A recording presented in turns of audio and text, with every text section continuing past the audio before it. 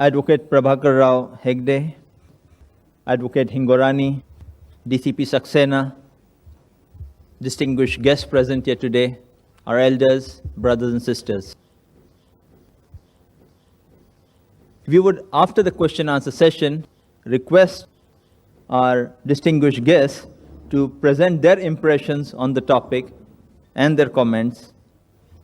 Kindly state your name and profession before putting forward your question to get a more appropriate response. Non-Muslim guests would be given first preference in putting forward their questions. Yes, brother. Thank you, Dr. Naik, for your lucid explanation of Islam's concept of God.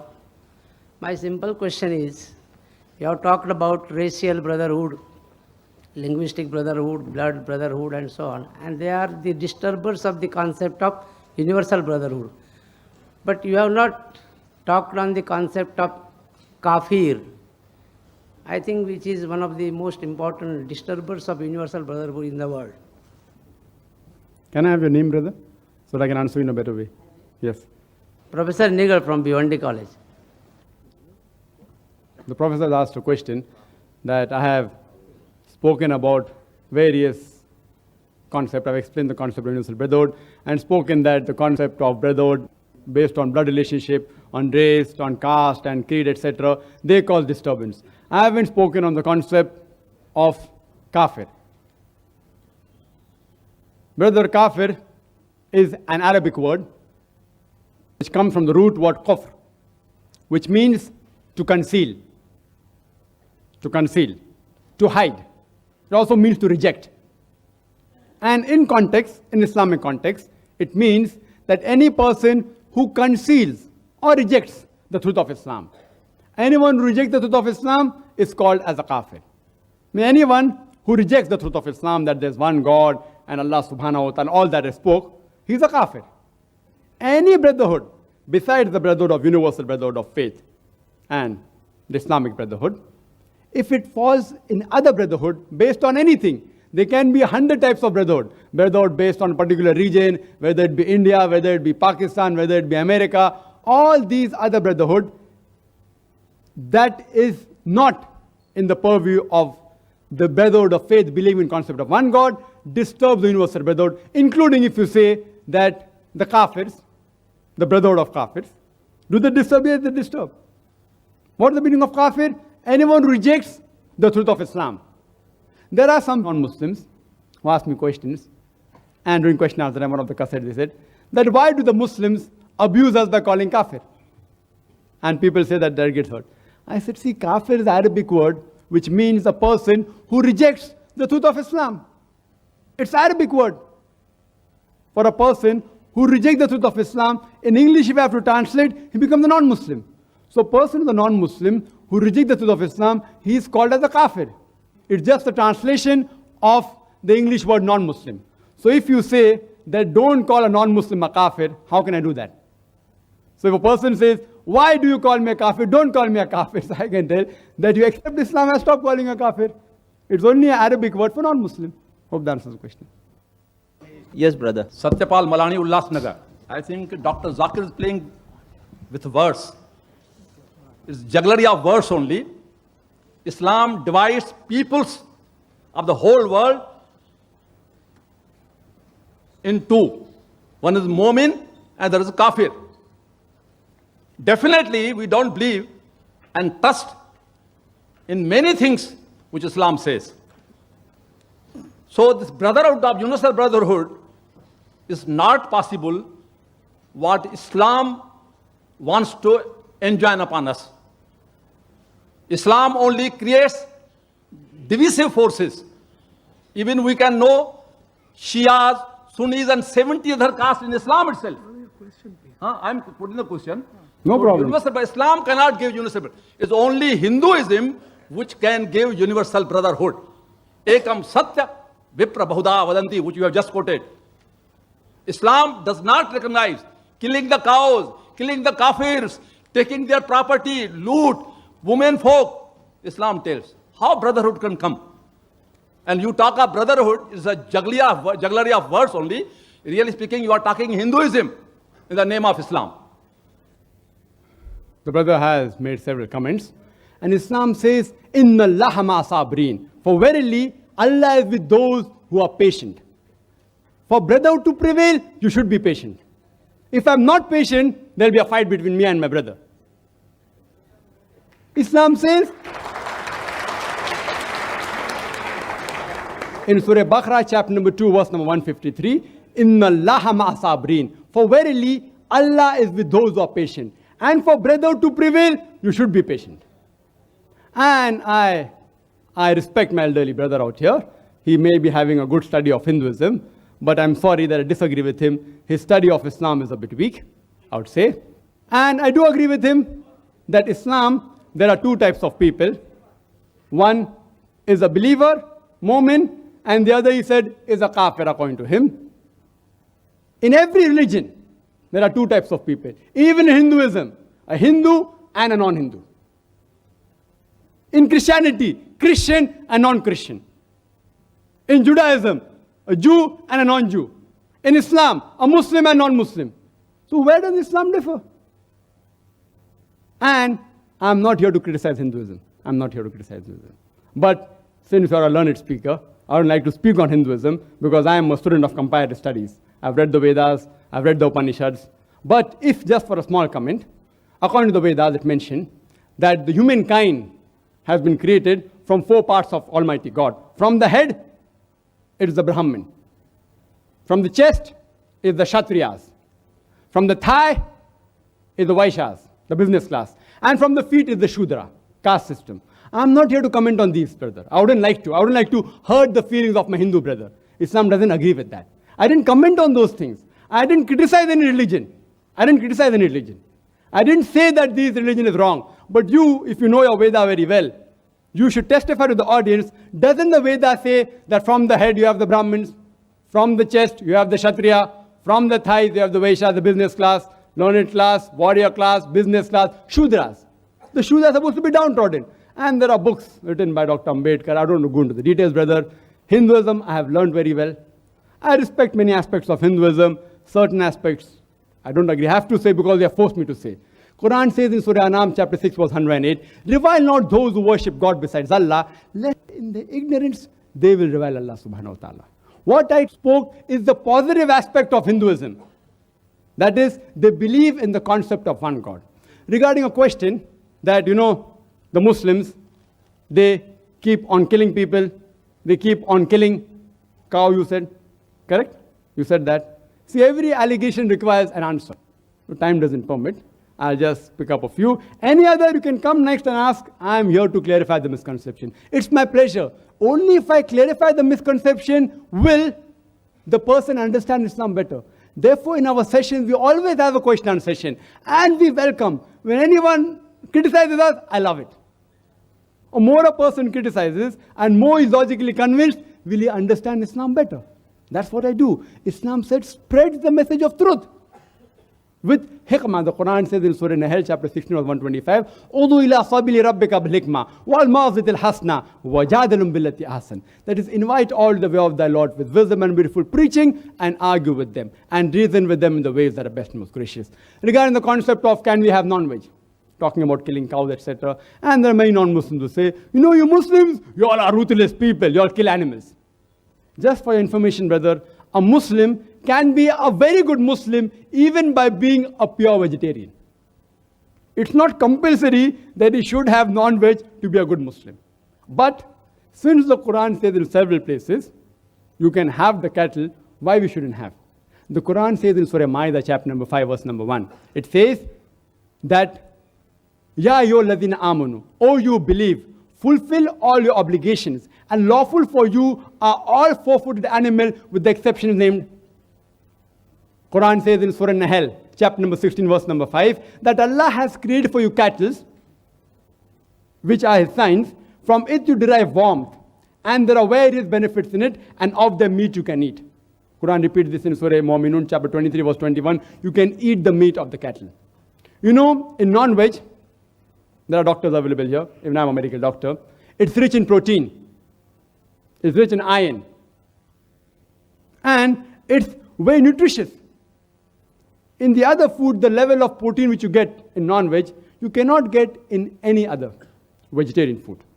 Soya bean, which is supposed to be the best form of protein in vegetable, it comes nowhere close to the non-veg protein.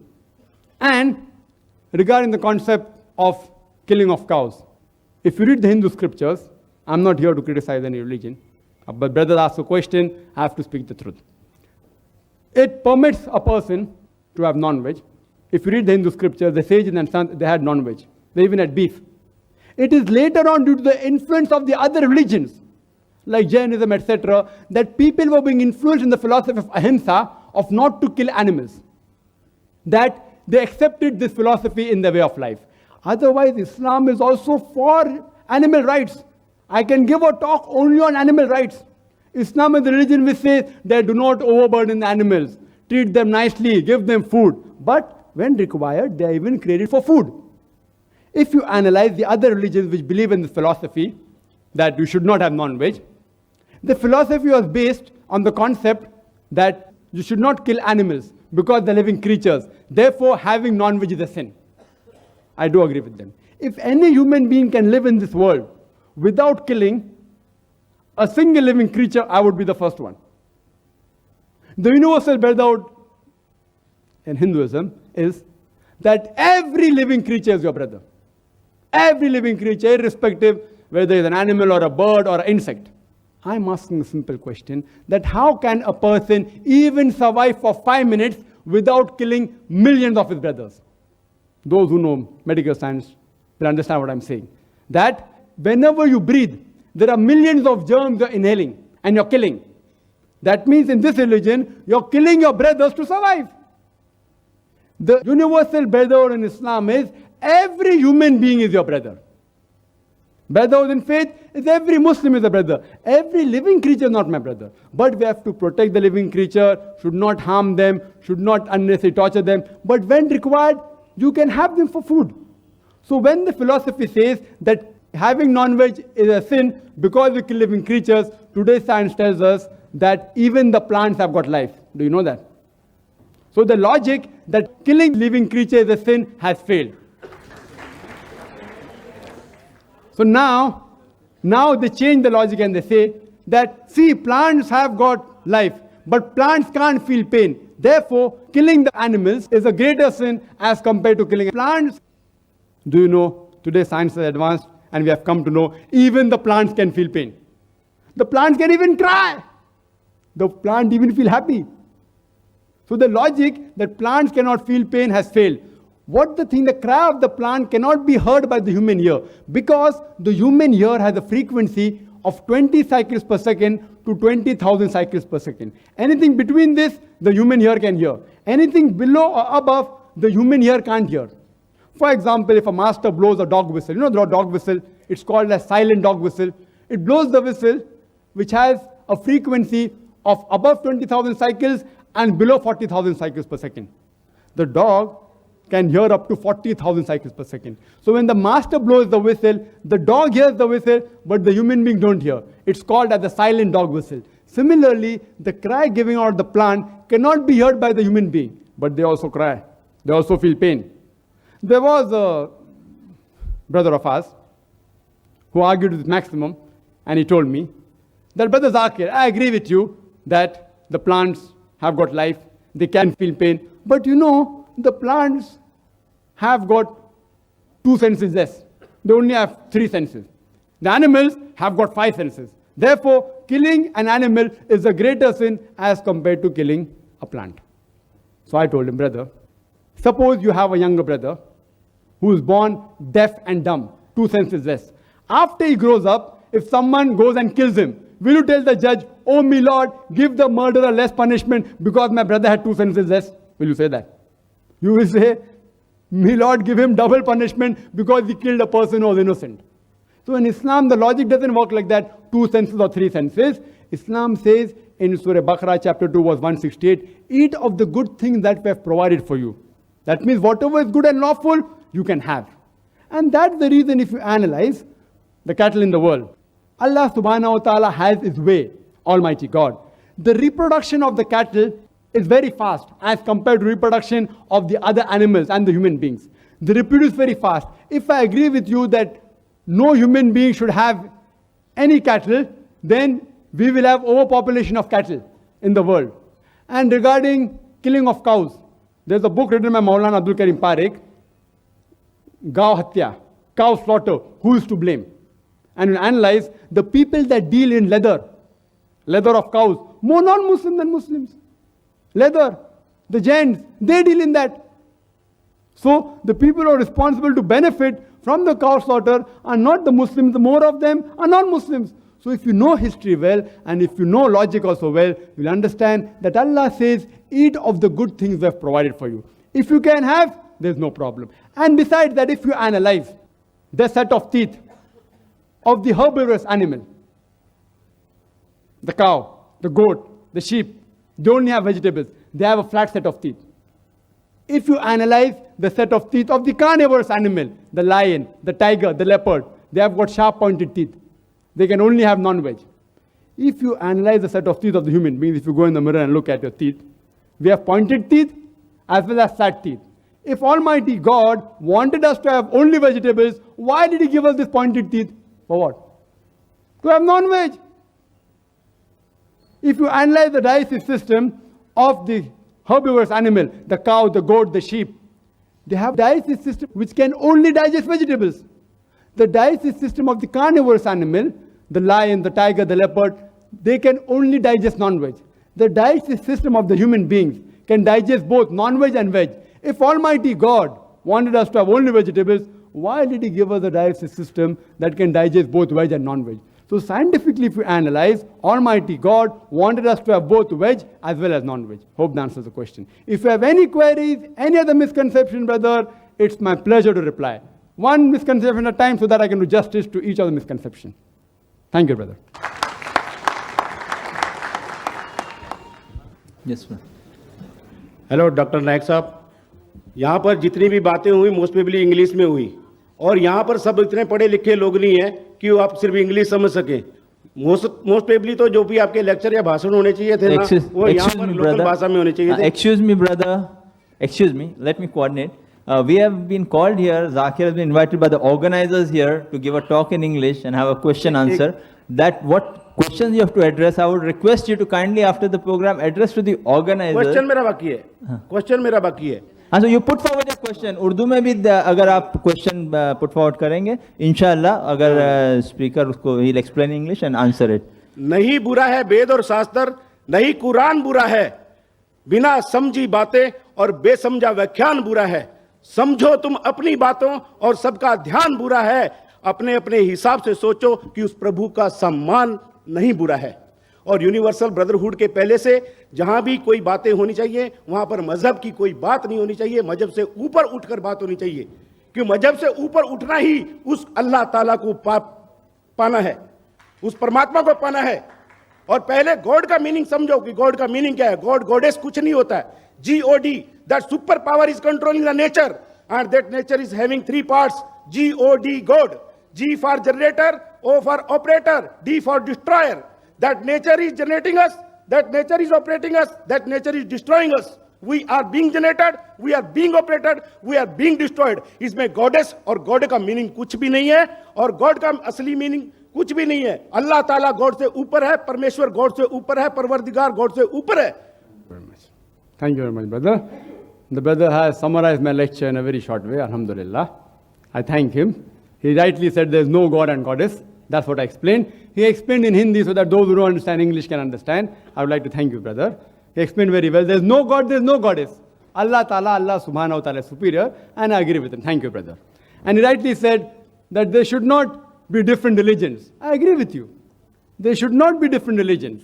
Because Quran says in Surah Al-Imran, chapter 3, verse number 19, Inna Dina Indallahi al-Islam. The only way of life acceptable is the person who submits his will to Allah Subhanahu wa Ta'ala. And I agree with you, brother, that if you fight amongst yourself in religion, there's bound to be differences.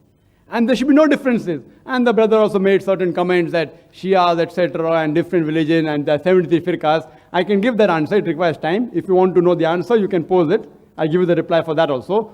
Why talking about different firqas, etc. But the brother rightly says that there should be only one religion, one way of life. And that is submitting your will to Allah subhanahu wa ta'ala. If you believe in that, there has to be universal brotherhood. If you don't believe in that, there is bound to be disharmony. Thank you very much, brother. Zakir bhai, I have a very simple question. Professor Devray, I have not studied any religion. I don't believe in any religion. My simple question is, do you believe that there are different religions and there have to be different religions? Because in your lecture you said that the Allah, the God Almighty, created all the people in the world, men and women, and He purposely divided them into different religions, different regions, etc., so that they should not fight with each other, but they should understand each other. Will you kindly explain to me the purpose of the crusades? And will you kindly explain to me your own statement that the difference between Hinduism and the Islam religion? You said that it is Hinduism and it is Islam religion. You never said that Hinduism is a religion. The difference which you stated between Hinduism and Islam religion was that Hindus believe that everything is God, while Muslims believe that everything is God's. If everything is God's, why there is so much of killing, either in India or in any other part of the whole world, even in the Muslim countries also? Thank you very much. That's a very good question. And he said that, I said in my talk, that the Almighty God has created the human being from a single pair, male and female, and I've divided into different religions. Brother, never did I say Almighty God divided the people into different religions. It will be recorded. I never said different religions. I said into different nations and tribes. Races in colors, not religion. Allah says there's only one religion. Almighty God never divided the people into different religions. There's only one religion. Into different nations and colors and variation in languages, so that you may recognize each other. So that you may know, okay, this person, he comes from this particular race, from this region. Not religion, region. It is not religion. So your statement of religion is not. Other things is fine. Different languages, different colors, different nations, I agree with that. So that they may recognize each other. Not that they should fight amongst each other. You said that, I never mentioned that Hinduism is a religion. I again disagree with you. I said religion is a belief in Almighty God, according to Oxford Dictionary.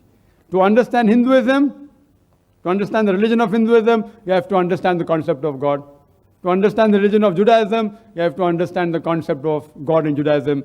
To understand the religion of Christianity, you have to understand the concept of God in Christianity. To understand the religion of Islam, you have to understand the concept of God in Islam. That's what I said. Regarding differences, who has created? Not Almighty God. Allah clearly says in Surah Anam chapter 6 verse 159, anyone who breaks the religion into sects, Allah has nothing to do with him. You cannot divide the religion. Anyone who divides is in the wrong. You asked me, why are people killing each other? You have to ask them. Suppose, as a teacher, you tell the people, don't copy, and yet they copy. Who's to blame, the teacher or the student? The student. Here, Almighty God has given a free will to the human beings, that you can do what you want. I've given you guidance. The last and final guidance, the last and final revelation is the glorious Quran. The do's and don'ts is mentioned here. And Allah says, and I mentioned in my talk in Surah Ma'idah chapter 5 verse 32, if anyone kills a human being, whether it be a Muslim or non-Muslim, whether it be Hindu, Jew, Christian, Sikh, anyone, unless it be for murder or for spreading mischief in the land, it is as though he has killed the whole of human race. If he saves any human being, it is as though he has saved the whole of humanity. So God Almighty doesn't like people killing each other. But if human beings don't want to follow, who's to blame? The human beings. So this world, the Quran says in Surah Mulk, chapter 16, verse number 2, that this world, Allah has created death and life to test which of you is good in deeds. Allah has created death and life to test which of you is good indeed. Allah doesn't interfere. If He wants, He can. The Quran says if Allah wanted, He could have made all the people believe. But then where's the test? If the teacher wants, he can easily pass all those students irrespective of whether they fail. Teacher can, but that will be biased. Then where's the free will of the student?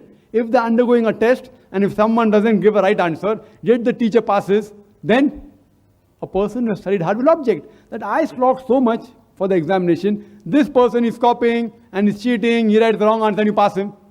So next batch, if the people realize that teacher passes everyone irrespective whether you give right answer or wrong answer, then everyone will stop studying. Then you may get a degree, a medical degree. But that doctor, when he passes his medical, when he comes out, he will not cure the people, he will kill the people. So therefore Allah subhanahu wa ta'ala has given the guidelines in the glorious Quran. Do not kill, do not harm others, love people, love your neighbors, all that is helmet talk. But if people don't do, that means they are not following the Quran. Let it be anyone. Let it be anyone, whether it be America, whether it be Pakistan, whether it be any country in the world. People may say, see, just by calling yourself a Muslim name, Abdullah or Zakir or Muhammad, you don't get a ticket to Jannah. Just by saying that you are a Muslim doesn't make you a Muslim. Muslim is not a label that, okay, if I say I'm Muslim, I'm Muslim. Muslim means a person who submits his will to Allah subhanahu wa ta'ala. Just by calling a person Zakir, Abdullah, Muhammad, Shakir, these people, if they act, if they submit their will to Allah, then they are Muslims. By calling themselves Muslims, as the Quran says, there are some people who are lip service Muslims. So if people are killing, they are not following the guidance of the Quran. If they follow the guidance of the Quran, peace will prevail throughout the world. Hope that answers the question. So, Zakir bhai, if a Hindu follows the principles of Quran, which are very similar to the principles given in the various Hindu religious books, can a Hindu call himself as a Muslim? Or on the other hand, can a Muslim call himself as a Hindu? Because the very topic of your lecture is universal brotherhood. I properly understood Dr. Vance when he asked his question. Very good question. Brother asked if you ask a clear question, I can give a reply, alhamdulillah. Brother asked a very good question. Can a Hindu following the principles of Islam in the Quran and Hinduism be called as a Muslim? And can a Muslim be called as a Hindu? Very good.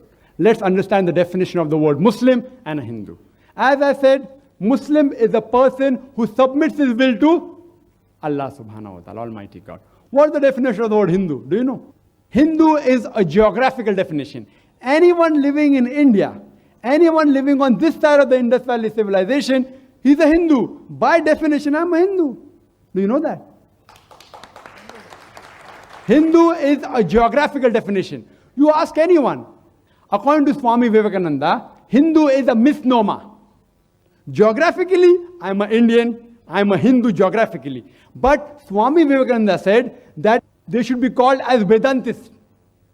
They should not be called Hindus. Vedantists. So if you ask me, am I geographically Hindu? Yes, I am geographically Hindu. I am. But if you ask me, am I a Vedantist following the Vedas?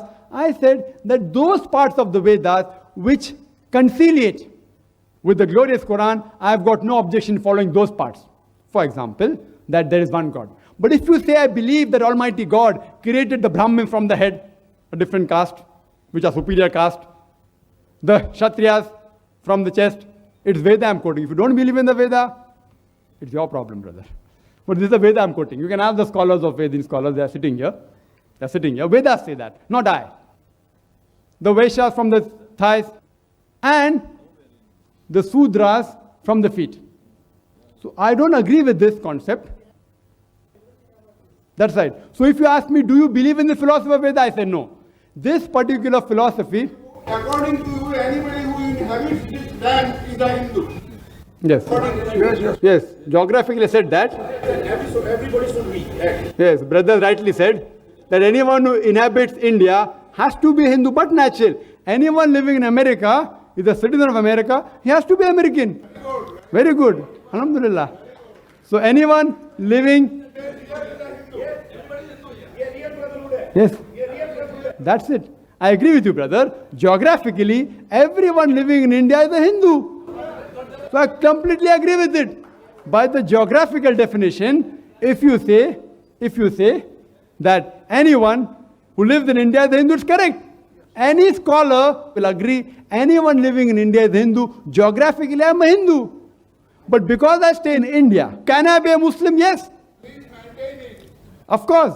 So a person, can a Muslim be a Hindu? Yes. If the Muslim is living in India, he can be a Hindu. But if a so-called Hindu lives in America, he's not a Hindu. You know that? He's an American. So Hinduism cannot be called a universal religion, according to the scholars. Hindu is the religion of India only. It's not a religion, it's a geographical definition. According to Swami Vivekananda, who is a great scholar, he said Hinduism is a misnomer. You know misnomer? Misnomer means a wrong label given. They should be called as Vedantists. So if you ask me, am I a Hindu? I will tell you, if Hindu is a person living in India, by all means I'm a Hindu. But if you say Hindu is a person who worships, as the person said, that if you believe in so-and-so gods who have got forms, etc., and who have got heads and hands, etc., then I'm not a Hindu. But if you mean a geographical definition, yes, I'm a Hindu. Similarly, can a Hindu be a Muslim? Yes, an Indian can be a Muslim. A Hindu can be a Muslim. But if that Indian does idol worship, he can't be a Muslim. Because the Quran says in Surah Nisa chapter 4 verse 48 and Surah Nisa chapter 4 verse 116 that Allah subhanahu wa ta'ala never forgives the sin of committing shirk, associating partners. Any other sin if he wishes, he may forgive. But shirk he'll never forgive. So an Indian living in India, geographical Hindu, can be a Muslim. But if that geographical Hindu, Indian, breaks any commandments, that is, the basics of concept of God, believe in Prophet Muhammad sallallahu alaihi wasallam, then he cannot be a Muslim. Any Muslim who follows the Quran and lives in India, he's an Indian Muslim. Hope it's very clear for you. He's a Hindu Muslim. Two things I want to make very clear. First, you might not have properly heard me. Brother, I think as far as the question answer session goes, we'll allow normally one question. You put your question completely as a question rather than lecture, and let the speaker answer. After the question answer session is over, after the program is over, and when others who might not be interested in discussion, we'll welcome discussion after the program, so everyone else is not blocked up on one question, and we give opportunities to many other people. We will allow. Yes, Advocate Hegde. Question answer व्हावे, debate होऊ नये.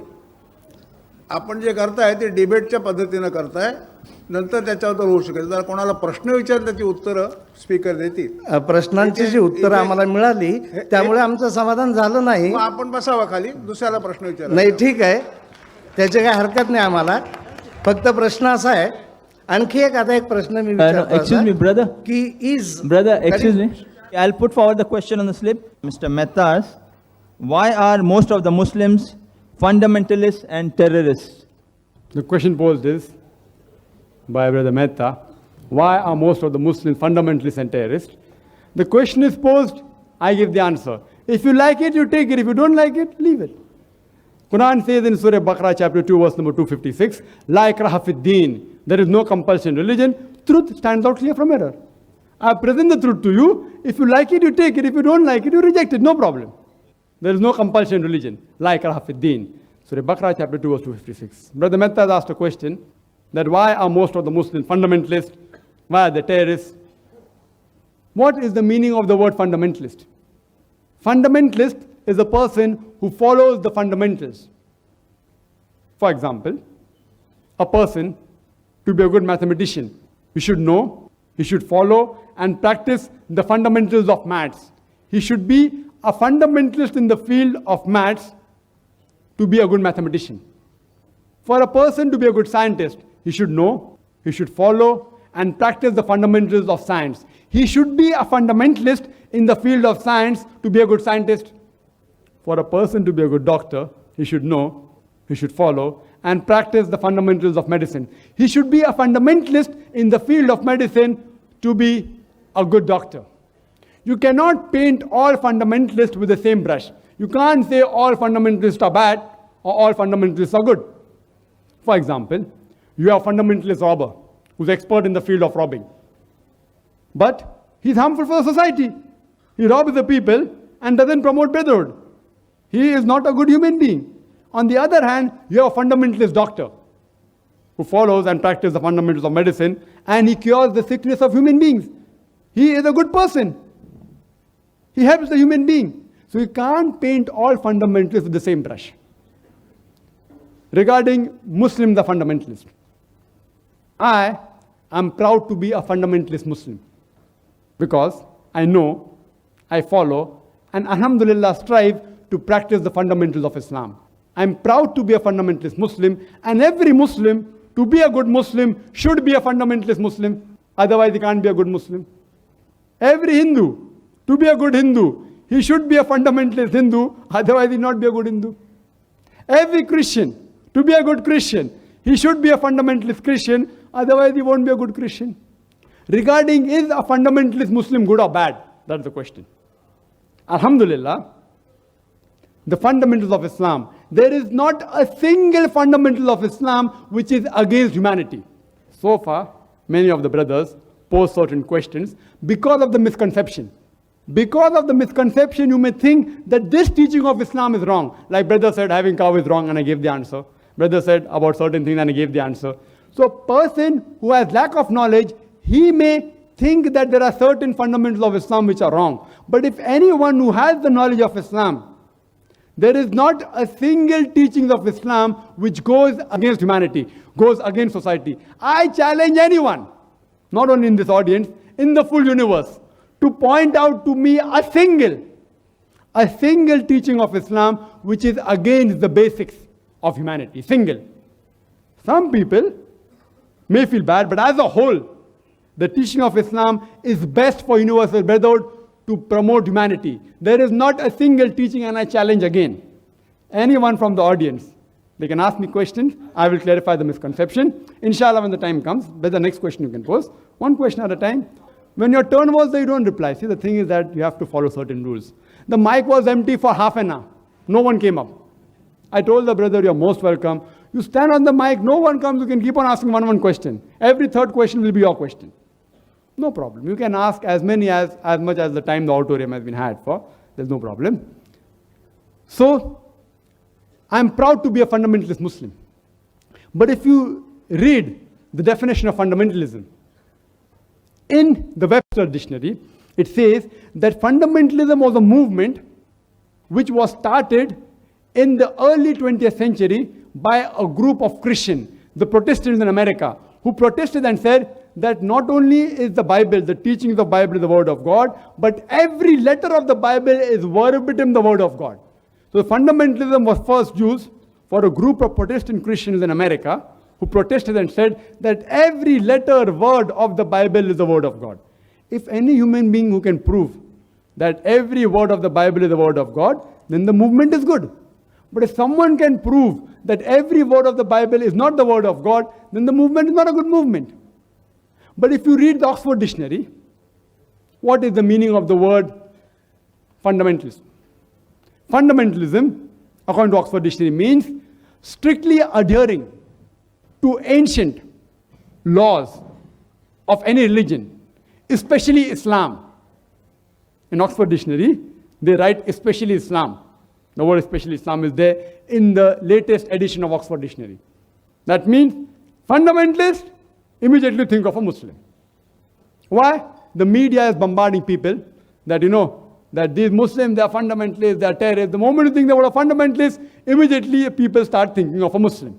Start thinking of the word terrorist. And if you analyze, many a times, two different labels are given to the same person for his same activity. For example, there were many Indians who fought for the freedom of India. When the Britishers ruled India, there were many Indians who fought for the freedom of India.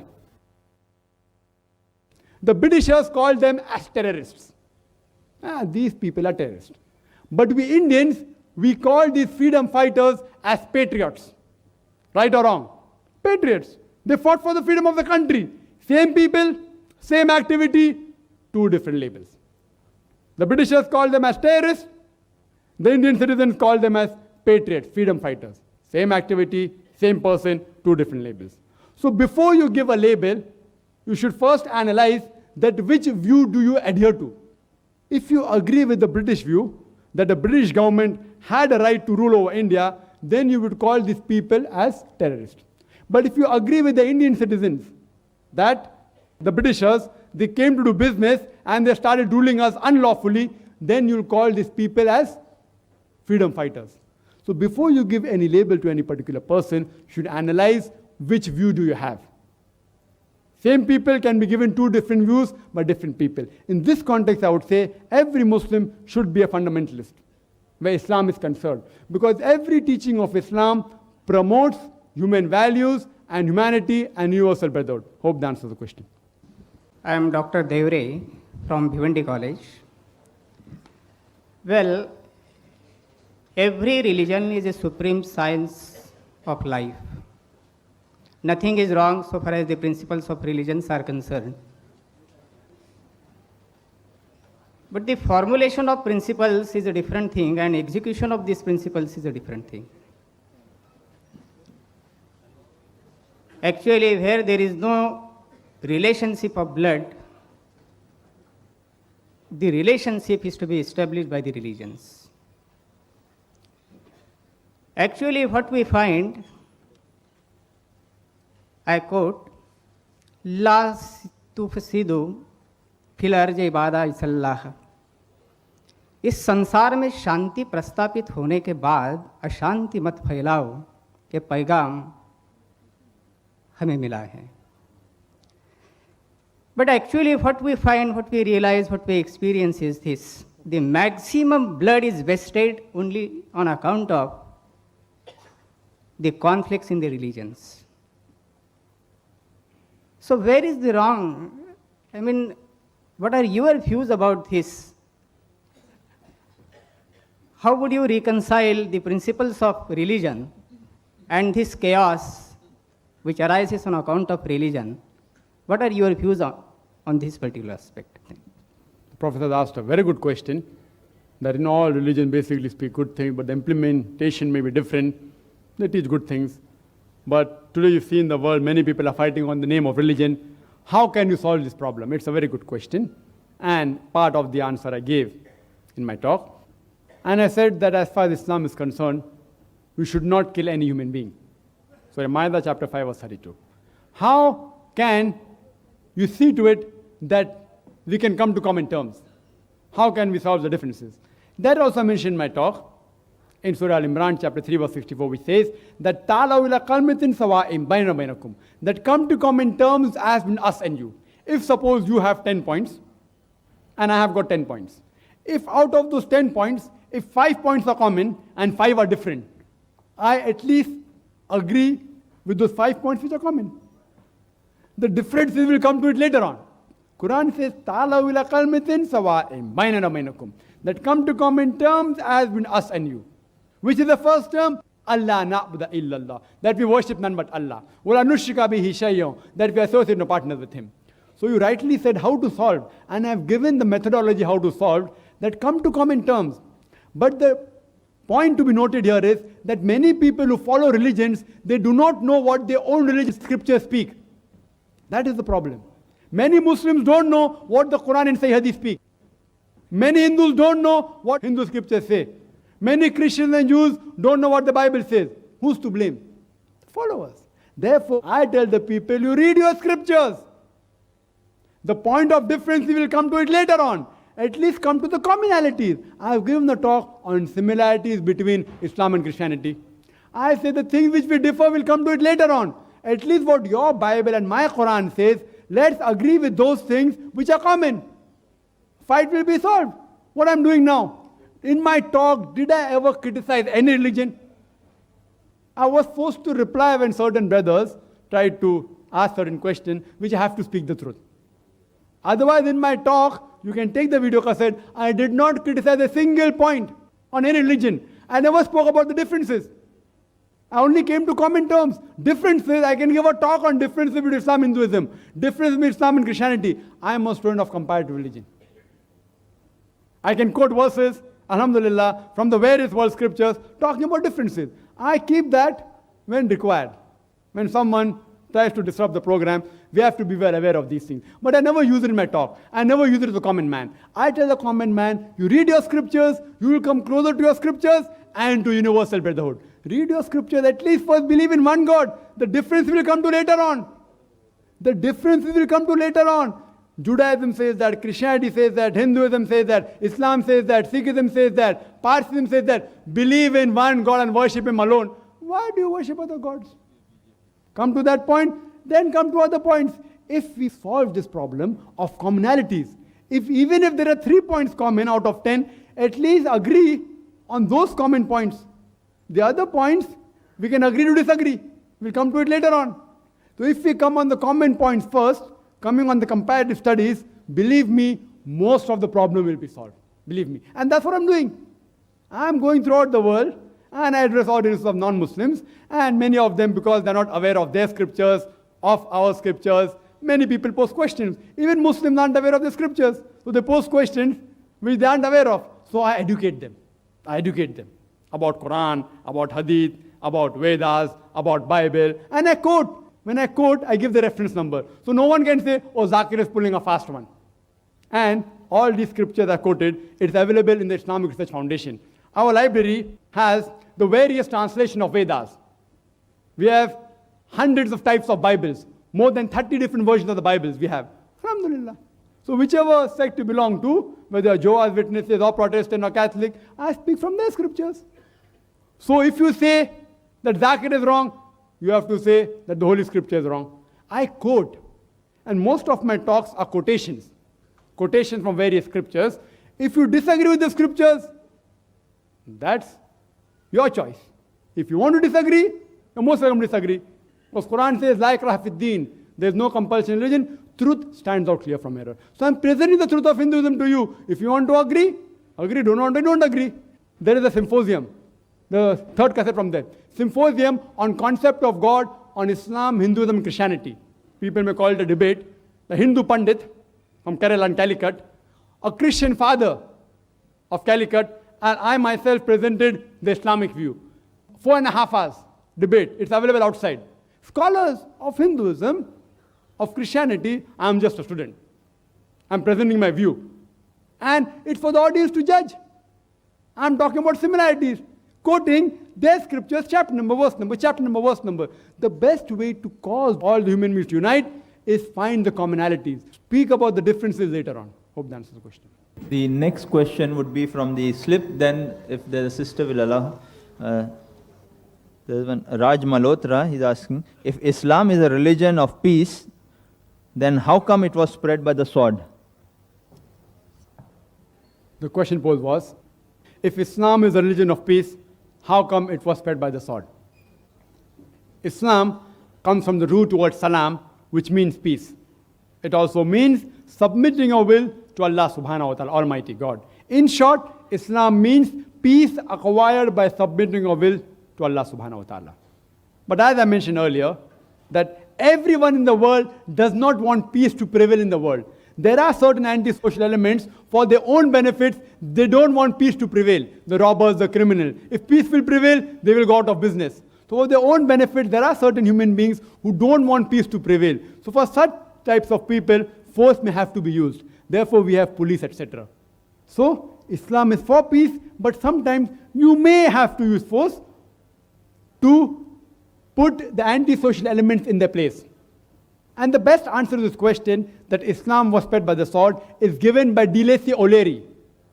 He's a non-Muslim historian of great repute. In his book, Islam at the Crossroad, on page number 80, says that history makes it clear that the legend of fanatical Muslims sweeping across the world, forcing Islam at the point of the sword over conquered races, is the most fantastic, absurd myth that historians have ever repeated.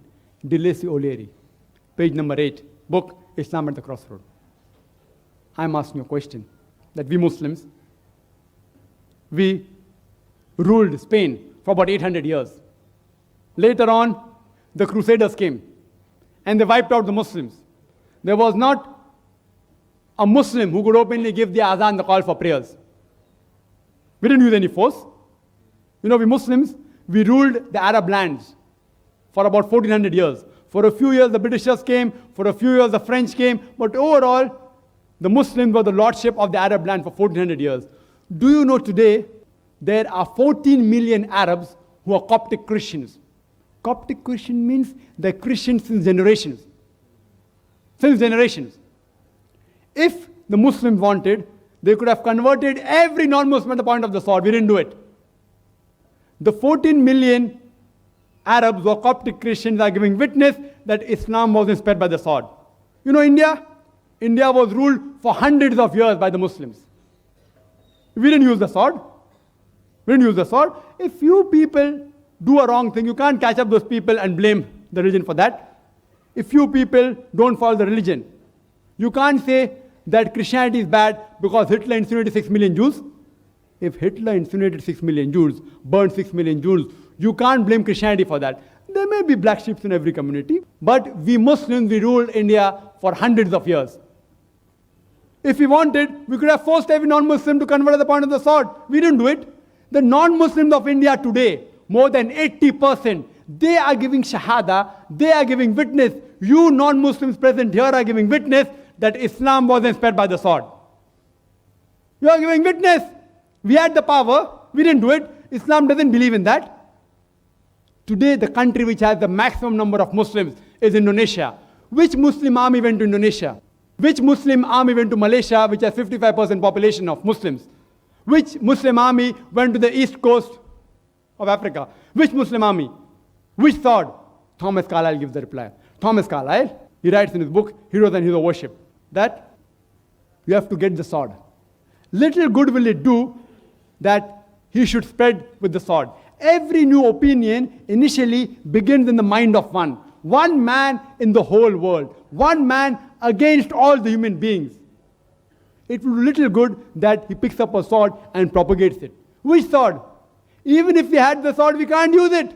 Even if we had the metal sword, we can't use it. Quran says in Surah Baqarah chapter 2 verse 256, La ikrah fid deen, there is no compulsion in religion, truth stands out clear from error. Anyone who grasps the hands of Allah subhanahu wa ta'ala and rejects the evil, he has held the most strong handhold that never breaks. Anyone who believes in Allah, Allah will take him from darkness to light. Anyone who believes in the evil, the Satan one, he will take him from lightness to dark. Which sword? Sword of the intellect. Quran says in Surah Nahl chapter 16 verse 125, Udu ila sabi rabbika bil hikmah wal mawzat al hasna wajadilum billati ahsan. Invite all to the way of thy Lord with wisdom and beautiful preaching, and argue with them and reason with them in the ways that are best and most gracious. There was an article that came in the Plain Truth magazine. It was a reproduction of the Reader Digest Almanac Yearbook, 1986. It gave the statistics of the increase of the world religion between 1934 to 1984. In the 50 years, number one increase in major religion was Islam, 235%. 235%. I am asking you, which war took place between 1934 and 1984, which converted millions of non-Muslims to Islam? Which war? Do you know today, the fastest growing religion in America is Islam? Who is forcing the Americans to convert the point of the sword? The fastest growing religion in Europe is Islam. Who is forcing them the point of the sword? Quran gives the answer in no less than 3 different places. In Surah Tawbah chapter number 9 verse number 33. In Surah Saf chapter 61 verse number 9. And Surah Fatah chapter 48 verse 28. The glorious Quran says, هو الذي أرسل رسوله بالهدى والدين الحق ليظهره على الدين كله وكفى بالله شهيدا وقال المشركون. Allah says that Allah has sent His messenger with truth and with guidance, so that it will prevail over all the other ways of life, over all the other ism. Islam is destined to supersede all, master them all, overcome them all. Kulle. Enough is Allah as a witness. And I like to end this answer by giving the quotation of Adam Pearson. Dr. Adam Pearson said that people who fear that one day nuclear weaponry will fall in the hands of the Arabs, they fail to realize that the Islamic bomb has already been dropped. It fell the day Prophet Muhammad, peace be upon him, was born. There's a question from Brother Sunil. He asks, when Islam preaches universal brotherhood, then how come Muslims themselves are divided into sects The question posed is that when Islam preaches universal brotherhood, how come Muslims are divided into various sects? The answer is given in the glorious Quran. In Surah Al-Imran, chapter number 3, verse number 103, it says, وَاعْتَصِمُوا بِحَبْلِ اللَّهِ جَمِيعًا وَلَا تَفَرَّقُوا. Hold to the rope of Allah strongly and be not divided. Which is the rope of Allah? The glorious Quran is the rope of Allah subhanahu wa ta'ala. It says that the Muslims should hold to the rope of Allah, the glorious Quran and the Sahih Hadith, and they should not be divided. And the Quran says, as I mentioned earlier, in Surah Anam chapter 6 verse 159, that anyone who divides the religion into sects, you have nothing to do with him. Allah will tell him about the affairs on the day of judgment. That means it is prohibited for anyone to make sects in the religion of Islam. But when you ask certain Muslims, what are you? Some say I'm a Hanafi, some say I'm a Shafi, some say I'm a Hanbali, some say I'm a Maliki. What was the beloved Prophet? Was he Shafi? Was he Hanbali? Was he Maliki? What was he? He was a Muslim. The Quran says in Surah Al-Imran chapter 3 verse 52 that Jesus, peace be upon him, was a Muslim. The Quran says in Surah Al-Imran chapter 3 verse number 67 that Abraham was a Muslim. And what was the beloved Prophet? He was a Muslim.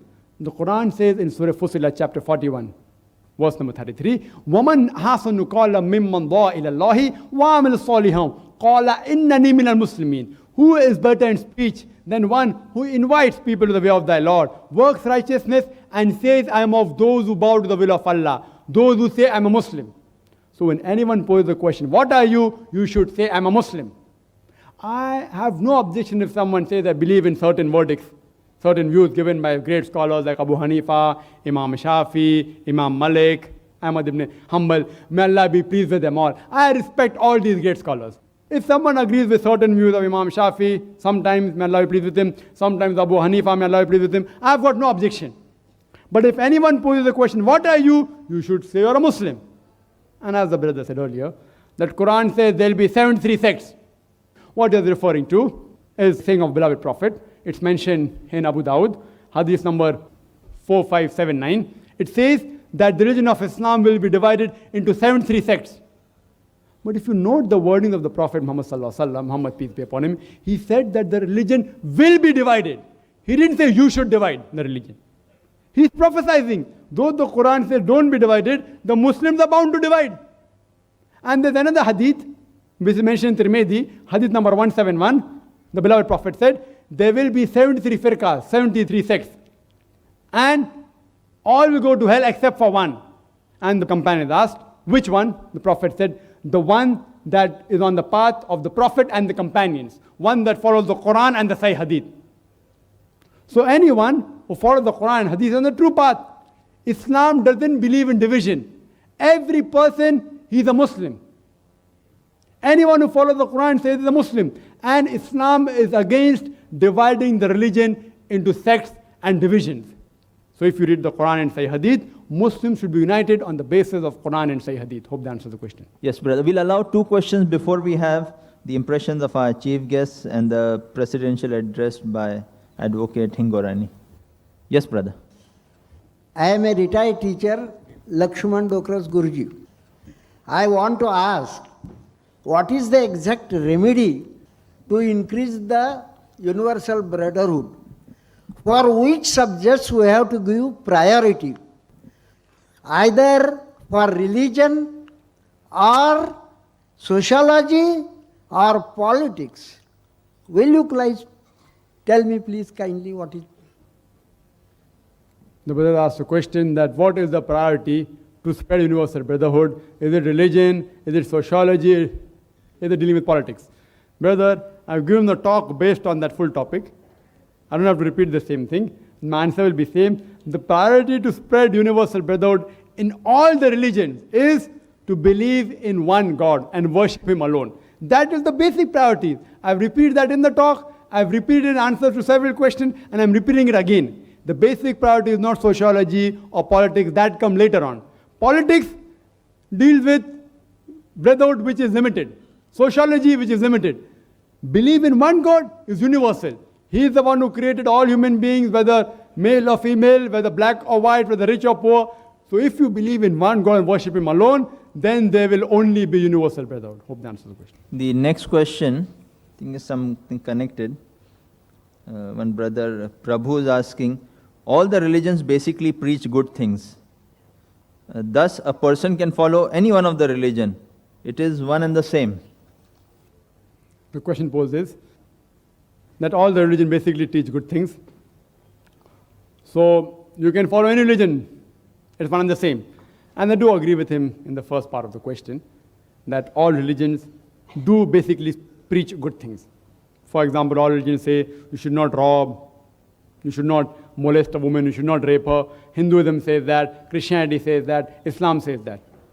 But the difference between Islam and the other religions is that Islam, besides speaking of good things, it shows you a way how to implement those good things. Like all religions speak about brotherhood. But Islam practically shows you, it demonstrates how to practice it in your day-to-day life, salah, hajj, etc. So Islam, besides speaking theoretically, it shows you a way how to practice it in your life. For example, Hinduism says you should not rob, Christianity says you should not rob, Islam says you should not rob. So what's the difference between Islam and the other religions? Islam shows you a way how to achieve that state in which people will not rob. Islam has a system of zakat. That is, every rich person who has a saving of more than the nisab level, 85 grams of gold, he or she should give 2.5% of that excess wealth in charity every lunar year. If every rich human being gives charity, poverty will be eradicated from this world. There will not be a single human being who will die of hunger.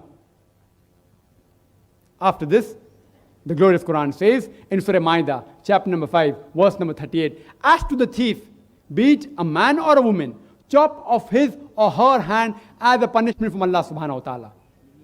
Some people may say, chopping off the hands in this age of 20th century, Islam is a barbaric religion. It's a ruthless law. And I do know that there are thousands of people who rob. So if you chop off all the people, then many people lose their hands. But the law is so strict that the moment you implement it, and if a person comes to know that his hands will be chopped off if he robs, immediately the thought of robbing will go away from his mind. Do you know today America, which happens to be one of the most advanced countries in the world, unfortunately, it also has one of the highest rates of crime, highest rate of robbery and theft. I'm asking you a question. If you implement the Islamic Sharia in America, that is, every rich person gives zakat, 2.5% of his excess wealth in charity, and after that, if any man or woman robs, chop off his or her hand, I'm asking you a question. Will the rate of robbery and theft in America, will it increase? Will it remain the same, or will it decrease? It will decrease. It's a practical law. You implement the Sharia and you get results. Let me give you another example. That most of the major religions say that you should not molest a woman, that you should not rape a woman. Hinduism says that, Christianity says that, Islam says the same. But Islam shows you a way how to achieve that state in which people will not, men will not molest or rape a woman. Islam has a system of hijab. People normally talk about hijab for the women. But Allah subhanahu wa ta'ala in the glorious Quran first speaks about the hijab for the man and then for the woman. The glorious Quran says in Surah Nur chapter number 24 verse number 30 that say to the believing man that he should lower his gaze and guard his modesty. Whenever a man looks at a woman and any brazen thought comes in his mind, any unashamed thought comes in his mind, he should lower his gaze.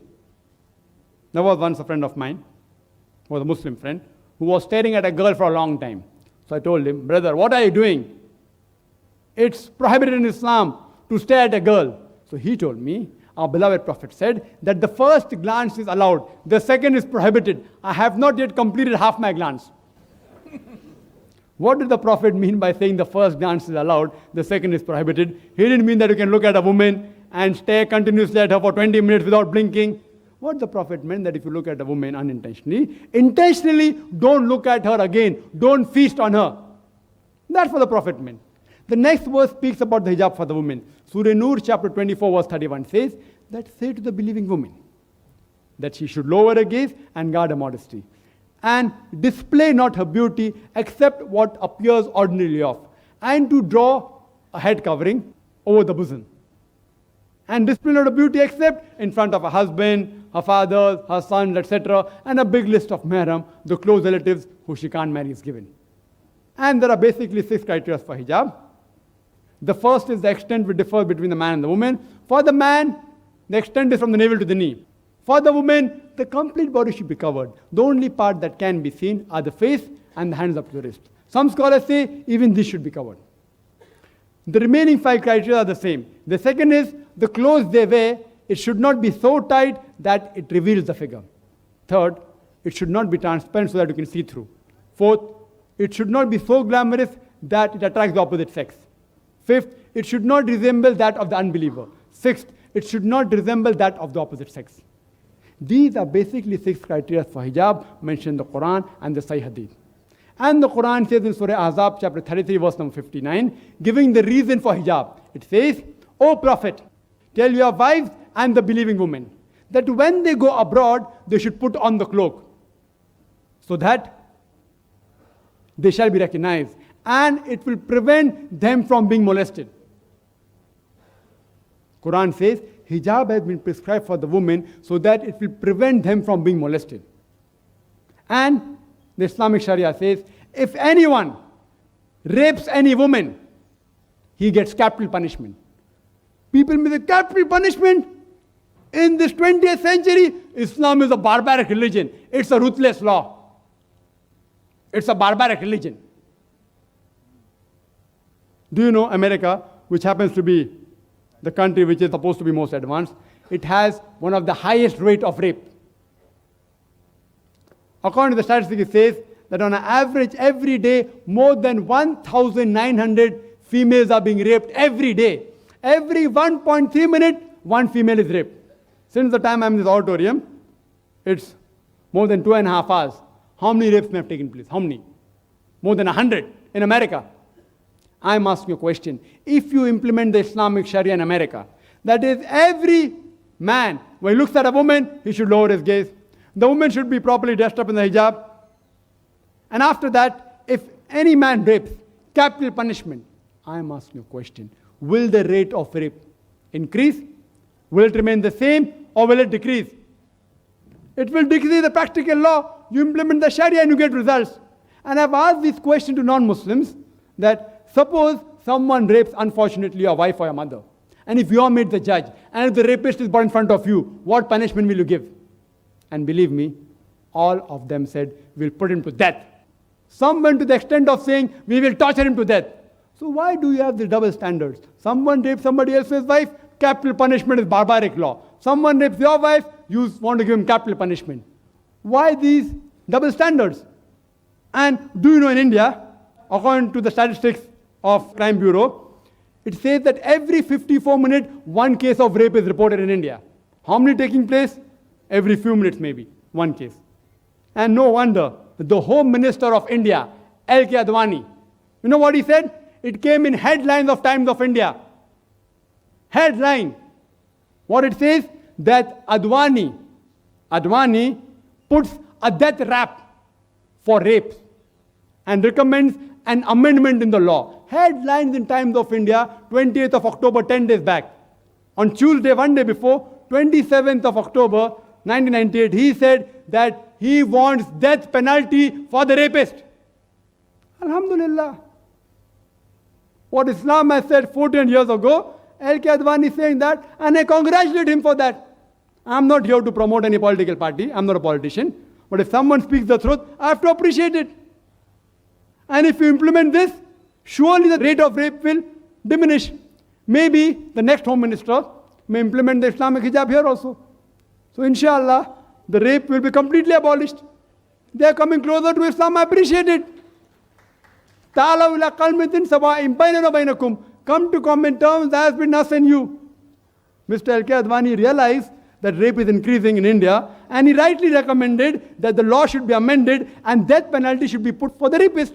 And I'm for it. I'm the first Indian to support him. So if you analyze Islam, besides speaking good things, it shows you a way how to achieve that state of goodness.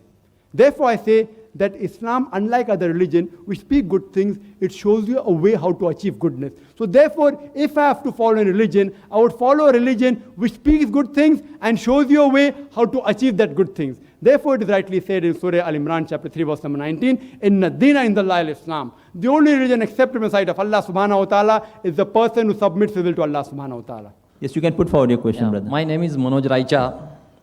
My first question is, under the name Universal Brotherhood, you are advertising Islam, and on the basis of that, please define your terms when you are saying that Universal Brotherhood. You should, under the name Universal Brotherhood, you should accept brotherhood to all, whether Muslims, that is follower of Islam, and non-Muslims, which you say kafir, who don't. Otherwise, quote the term Muslim Brotherhood, it will be okay. The brother asked a question that in the name of Universal Brotherhood, I am promoting Islam. Suppose if I have to say that the best cloth, I am promoting best cloth in market. And suppose Raymond's has to be the best cloth. So it's a fact I am promoting Raymond's. If Raymond's company is best, anyway, I don't get any cut from Raymond's, just an example. I'm not a dealer of Raymond's. But if I say the best cloth is Raymond, and if the talk is which is the best cloth, I have to speak about that. Suppose I'm giving a talk on who is the best doctor in the world. And if I have to take a person named XYZ, and if he's the best doctor, I'm promoting him, yes. So similarly, Universal Brotherhood, I'm telling you that Islam is a religion which speaks about Universal Brotherhood and shows you a way how to achieve it. Regarding a question, that in Universal Brotherhood, can you call Muslim and non-Muslims as brother? Or only Muslims as brothers? The Universal Brotherhood of Islam is all human beings are your brothers. I made it very clear in my talk. I'm not mincing with words. I'm very clear. Maybe it may have slipped. You may not have heard it. I started my talk. It's Surah Hujurat, chapter 49, verse 13. Ya ayyuhan nasu inna khalaqnakum min zakin wa unsa wa ja'alnakum shu'uban wa qaba'ila lita'arafu. Inna akramakum indallahi atqakum. Innallaha alimun kabir. That, O humankind, we have created you from a single pair of male and female.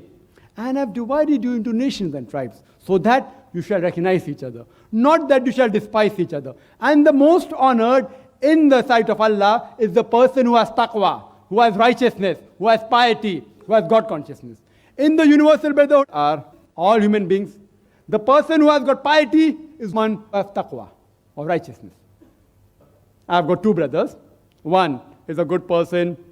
Actually, I've got one brother only, but suppose I have two brothers. One is a medical doctor like this brother and is treating the patient, etc., curing. And the other brother is a drunkard, is a rapist.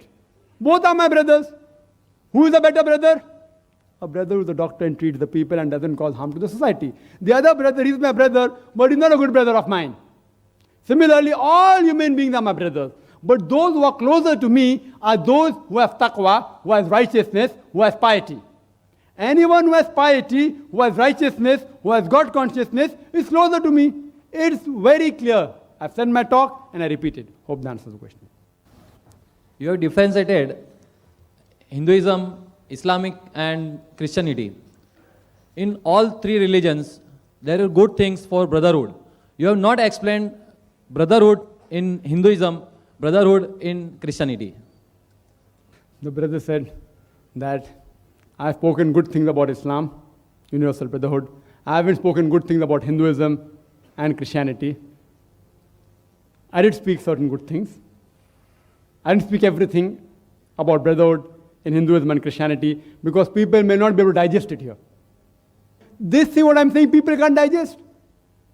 I have to be patient. I know Christianity, I have studied the Bible. I have studied the Hindu scriptures. If I speak on that, I'm not here to create a rift. What I'm here to talk about the commonalities. So what is common I spoke? Hinduism says don't rob, Christianity says don't rob, don't molest, don't rape, fine. Other things on brotherhood. Do you know? Just a sample I'm giving you. Jesus Christ, peace be upon him, said, it's mentioned in the Gospel of Matthew, chapter number 10, verse number 5 to 6. It says, I'm quoting, chapter number, verse number quoting, there is no two doubts about it. He told the apostles that go ye not into the way of the Gentiles, but rather go to the lost sheep of the house of Israel. Who are the Gentiles? The non-Jews, the Hindus, the Christians. We are the Gentiles. Don't throw pearls before pigs. He calls us as pigs. Am I going to speak about that? Jesus Christ, peace be upon him, says in the Gospel of Matthew, chapter number 15, verse number 24, he says that I have not been sent but to the lost sheep of the house of Israel. I'm quoting chapter number, verse number. So this means that that religion is only meant for the Jews, not for the whole universe. In other religions, they believe in monasticism. In monasticism, if you have to come closer to God, you have to renounce the world. You have to renounce the world. Most of the major religions, Hinduism says that, Christianity says that, to come closer to God, you have to renounce the world. Quran says in Surah Hadith, chapter 57, verse number 27, that it's against monasticism. Monasticism is not allowed in Islam. Our beloved Prophet said, there's no monasticism. It's mentioned in Sahih Bukhari, volume number 7, in the book of Nikah, chapter number 3, hadith number 4. O young people, whoever has the means to get married should get married. Hadith says that. If I agree that if you renounce the world, you come closer to Almighty God, and if every human being renounces the world today, then within a span of 100 to 150 years, there will not be a single human being alive in this world. If everyone practices this law throughout the world, where is the universal brotherhood? Therefore, brother, I am only come to talk about the good points. Unless you want to have knowledge about other religions, it's my job. I have to speak the truth. Quran says in Surah Isra, chapter number 17, verse number 81, وَقُلْ جَالْ حَقْ وَزَاقَ الْبَاطِلِ إِنَّ الْبَاطِلَ كَانَ زَهُوقًا. When truth is heard against falsehood, falsehood perishes. For falsehood is by its nature bound to perish. Hope that answers the question. I am Advocate Madhav Phadke. You said in your speech that God is, Allah is imageless and formless, as stated in Hinduism. Then why Muslims during Hajj pilgrimage, they worship holy shrine as Hindu they worship? That's a very good question the brother has posed. That if Almighty God has got no image in Islam, Allah subhanahu wa ta'ala, no form, then why do the Muslims, they worship the holy shrine referring to the Kaaba in Hajj pilgrimage? Brother, it's a misconception. No Muslim ever worships the Kaaba. It's a misconception amongst the non-Muslims that we Muslims, we worship the Kaaba. No Muslim worships the Kaaba. We only worship Allah subhanahu wa ta'ala, who we cannot see in this world. What we do is that Kaaba is the Qibla. Qibla in Arabic means the direction. Kaaba is the Qibla because we Muslims, we believe in unity. Always unity. For example, if we want to pray to Almighty God, Allah subhanahu wa ta'ala, if we have to offer salah, some may say, let's face the north.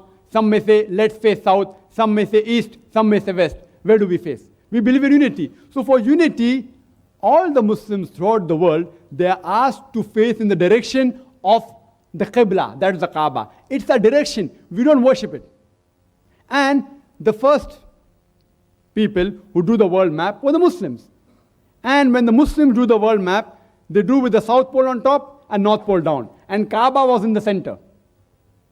The Westerners came and they turned the map upside down. North Pole on top, South Pole down. Alhamdulillah, yet the Kaaba is in the center. Mecca is in the center. And since Mecca is in the center, any Muslim in any part of the world, if he's staying in north of Kaaba, he faces towards the south. If he's staying in the south of Kaaba, he faces towards the north. All the Muslims throughout the world, they face in one direction. Kaaba is the Qibla, it's the direction. No Muslim ever worships it. And when we go for Hajj, to the pilgrimage, we circumambulate around the Kaaba. We circumambulate around the Kaaba because everyone knows that all circles have only one center. So we circumambulate around the Kaaba to testify that there is only one God. Not because we worship it. And the statement of the second Khalifa of Islam, Hazrat Umar, may Allah be pleased with him, he said, it's mentioned in Sahih Muslim, in the book of Hajj, volume number 2, he said, Hazrat Umar, may Allah be pleased with him, that I am kissing the black stone, that is the Kaaba, Sangas word, only because my Prophet kissed it. Otherwise, this black stone can neither harm me, neither can it benefit me.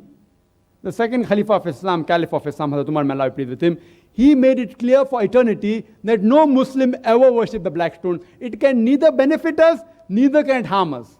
And the best example is that during the time of the Prophet, the Sahabas, the companions of the Prophet, they even stood on the Kaaba and gave the azan. Azan is the call for prayers. People stood on the Kaaba and gave the azan. I am asking you, which idol worshipper will ever stand on the idol he worships?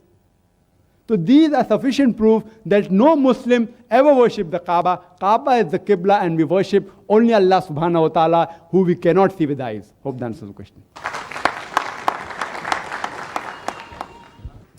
I'm Dr. Vyas, a medical practitioner. We came here for having views on universal brotherhood. We did not come here for a Bauddhic on Islam. I would request you to tell us about brotherhood in this world. Now this is universal brotherhood. I would like to know whether there are brothers in other parts of the universe. We have brothers in India. So we talk of Indian brotherhood and how brotherhood in this country has affected the history of this country during last 100 years. The brother asked a very good question, a very relevant question. He said that, he has come here to hear about universal brotherhood. And what I spoke is about the brotherhood of the world only. And are we brothers in other parts of the universe? Brother is a doctor, alhamdulillah. And if you heard my talk, if you paid attention to it, brother, I said that we believe in Almighty God who is the Lord of the worlds, Rabbil Alameen. Lord of the worlds means Lord of the universe besides this world. About brotherhood of the universe or of this world or India. Yes, brother. Yes, brother. If you hear my answer, एक दो बातें मैं आपके सामने भाई साहब जरा गुजारिश पहला मैं उनको आंसर कर दूं. I'll reply to him and then I'll come to your question. You're most welcome. I'm here. I will reply to everyone, inshallah. First, I'll just reply to the elderly gentleman. He has asked a question. It's my pleasure to reply. He said, talk about brotherhood. That's the brotherhood. And universal brotherhood means not only brotherhood of this world, but of the worlds, of the whole universe. And according to the glorious Quran, in Surah Shura, chapter number 42, verse number 29, it says that Allah subhanahu wa ta'ala has created the heavens and the earth and has put creatures between them. That means the Quran says that there are living creatures besides this world. There are living creatures besides this world. Science hasn't reached that far to prove that there is life besides this earth. Scientists are sending rockets and satellites and spaceships to try and prove there's life on Mars, etc. It's not established. They say there are high chances. But the Quran says there is life besides this earth, and I believe in it. So universal brotherhood doesn't only mean brotherhood in this world, it means brotherhood even in the other worlds, as you rightly said. Even brotherhood in India. Even brotherhood in India throughout the world. And for this brotherhood to prevail, if you heard my talk, I don't repeat the full talk again, that there should be a moral conduct. That no human being should kill any other human being. He should not rob. He should give charity. He should love his neighbors. He should not backbite.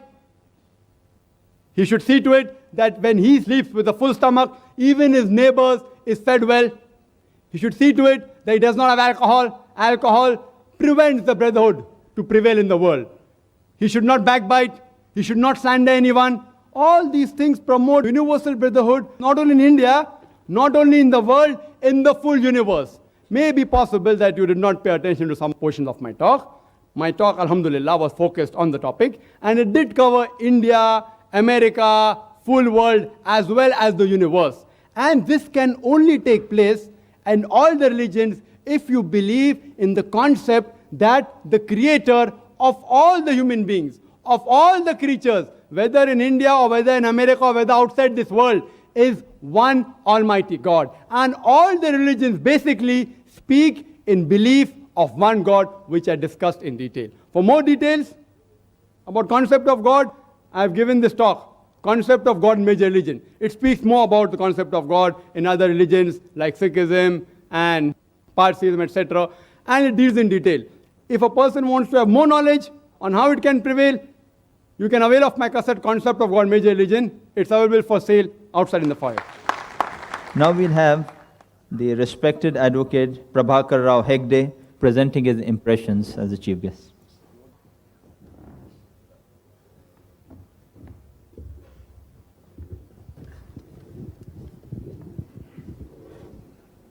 Dr. Zakir Naik and friends, I deem it my privilege to be here this morning to hear this talk by Dr. Zakir Naik, the president of the Islamic Research Foundation, and I was really impressed by it. I am a Hindu, but don't go to the temples. Neither introduce religion in my politics. I belong to the Congress. Here, those who came to hear Dr. Zakir Naik should have seen and realized that he is a person who has to do with Islam religion, and he will speak only on Islam religion. And I feel it very unhappy that some of the people who introduce religion in politics tried to obstruct his speech by asking inconvenient questions. May I ask them a question? Have they read Vedas? Have they read Upanishads? Have you read any of the religious scripts? Or because it is convenient to be a Hindu to come in power, they want to canvass religion? My submission is, most respectful submission is, here I came to hear a Muslim scholar on the topic what his religion wants to convey. Whether I accept or I don't accept is another thing. But I will tell you that the Hindu religion is there for thousands of years. And Islam religion has come 1400 years back.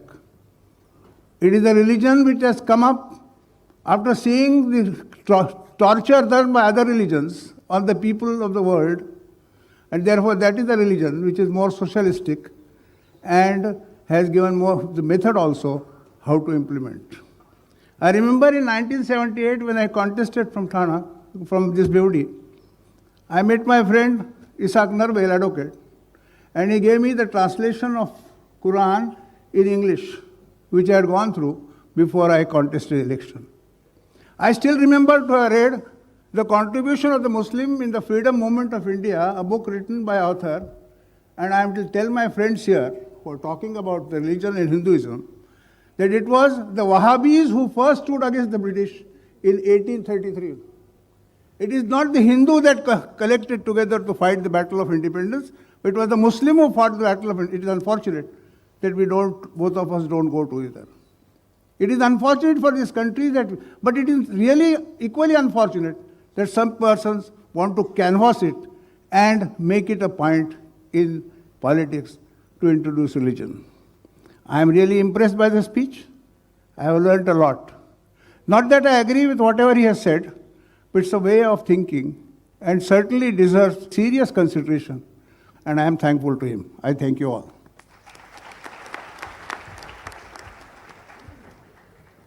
May I now request respected advocate K.R. Hingorani to present his presidential address. Dr. Naik, Hegde Sahab, my friends, I'm really honored to have been asked to preside over this function, though of course in a vacancy-filling manner. But even then, I'm really proud to be here and associated with the thoughts which are expressed by Dr. Naik. I'm not an expert on any religion, either mine or of Dr. Zakir's. But one thing I can claim, that I was born in a place where Islam was first brought in to the shores of India. I come from a province known as Sindh. For the first time in my life, I have heard a Muslim scholar, though I have heard so many Muslim Maulanas, who can understand and really read the things comparatively, not only from an exclusive point of view, as normally it is misunderstood by us, that Islam is an exclusive religion, only meant for compartmental people who believe in certain things and who disbelieve in other things. When he said that we should bring out the commonalities, the common things between the different religions first, and then disagree upon the points which we do not agree upon, I think this is one of the best statements that I have heard in my life. Once I had heard Dr. Radhakrishnan speaking in the same vein on the comparative religions of India, and after that, after about 50 years, I heard Dr. Naik to speak, that there are certain common things. And really there are certain common things, because when he spoke about the taqwa it's an Arabic word, I think that is the pronunciations. And he said it is God consciousness. I was reminded of my own Shivaism, Kashmiri Shivaism, which also talks about the God consciousness as being the fundamental force in life, that everything emanates from it. It is not born, it is not created, it is not come out of the womb of a woman, it is self-evident, Swambhu, it is there in existence since time immemorial. When the time had not started, Shiva was there, and when he talked about God consciousness, I was reminded of that. Hinduism as such is not restricted only to Vedanta. The four Vedas are also very difficult to understand. Of course, he has studied them. I bow before his scholarliness, and I feel that what he says is correct. And I quite agree with him that Hindu word is a geographical connotation, and I'm proud to say that it came into existence because of the Sindh. When the foreigners came to India, they tried to cross the Indus River, especially Sikandar. And he said that it is Sindhu. It was told to him that the name of this river is Sindhu. And being an Iranian or a Unani, he could not pronounce Sindhu. He said it is Hindu. Hafta Hindu, they call 7 rivers as Hafta Hindu, 7 rivers. So I'm proud that the word Hindu has come because the Sindh was there. And really in India, we need this type of thing because much misconception has gone there that Muslims are terrorists. Somebody asked a question. I mean, I think this is the most reprehensible statement that was ever made, that Muslims are terrorists. This is all nonsense and it should be curbed. And it is because of this that we feel that we are so insecure in this country. You cannot treat a Muslim as a terrorist because he is a Muslim. He is a fundamentalist. If he is a fundamentalist of the color of Dr. Naik, I welcome him. I'll welcome him to my house. And you must also know, of course, I have to talk about these things which I never wanted because when I came, I had a spiritual experience by his talk. But then recently, 2-3 days back, there was a news in the paper that the front man for the person in Dubai is a Hindu. I'm referring to Dr. Ramesh Sharma. He is the man who they claim to be the person who coordinated all the works of Dawood sitting in. Now, whom will you say? A Hindu is a terrorist or a Muslim is a terrorist? Therefore, please forget these things.